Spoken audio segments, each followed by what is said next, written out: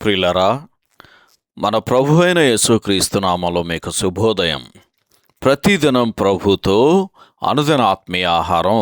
June 3 బుధవారం. నేటి లేఖన పఠనం యెషయా గ్రంథం 44వ అధ్యాయము 1 నుండి 13 వచనాలు.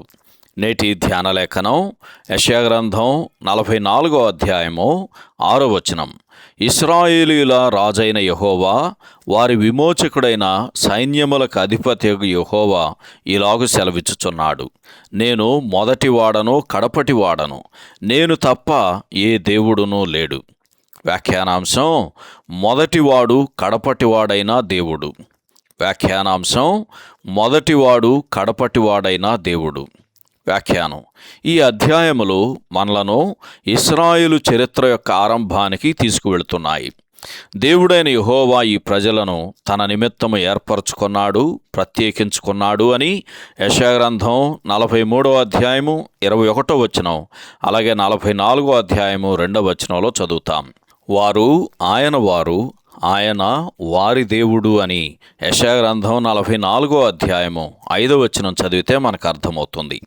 తర్వాత ఆయన వారికి ధర్మశాస్త్రాన్ని ఇచ్చాడు. ఈ ధర్మశాస్త్రము నిర్గమకాండం 20వ అధ్యాయము 1 నుండి 4 వచనాల్లో రాయబడినట్లు: నీ దేవుడైన యెహోవాను నేనే, నేను తప్ప వేరొక దేవుడు నీకు ఉండకూడదు. దేని రూపమునైనను విగ్రహమునైనను నీవు చేసుకొనకూడదు అను ఆజ్ఞతో ఆరంభమైంది. ఆ ప్రజలు ఈ ఆజ్ఞలను ఏ మేరకు అతిక్రమించారనేది ఆ జనాంగం యొక్క చరిత్రే మనకు తెలియజేస్తుంది. విగ్రహారాధన అనే పాపము ఇశ్రాయేలు లేక అన్యజనాంగములు మాత్రమే చేసిన పాపం కాదు. కొరింథీయులకు రాసిన మొదటి పత్రిక 10వ అధ్యాయం 14వ వచనం చదివితే మనకు అర్థమవుతుంది. మన సంపాద్యముల మొత్తాన్ని, మన అంతరంగములోని తలంపులలో రహస్యముగా దాచుకునే వాటిని గమనిస్తే మన హృదయములో ఒకటి కాదు అనేక విగ్రహములు స్థిరపడి ఉన్నట్లు కనుగొనగలం. అందుచేతనే మనలో ఉన్న పరిశుద్ధాత్ముడు తరచూ దుఃఖపడుచున్నాడు. అంతేగాక మనం పొందవలసిన ఆశీర్వాదములు పొందలేకపోవచ్చున్నాము. 3వ వచనం ఈ సందర్భంలో చదవండి.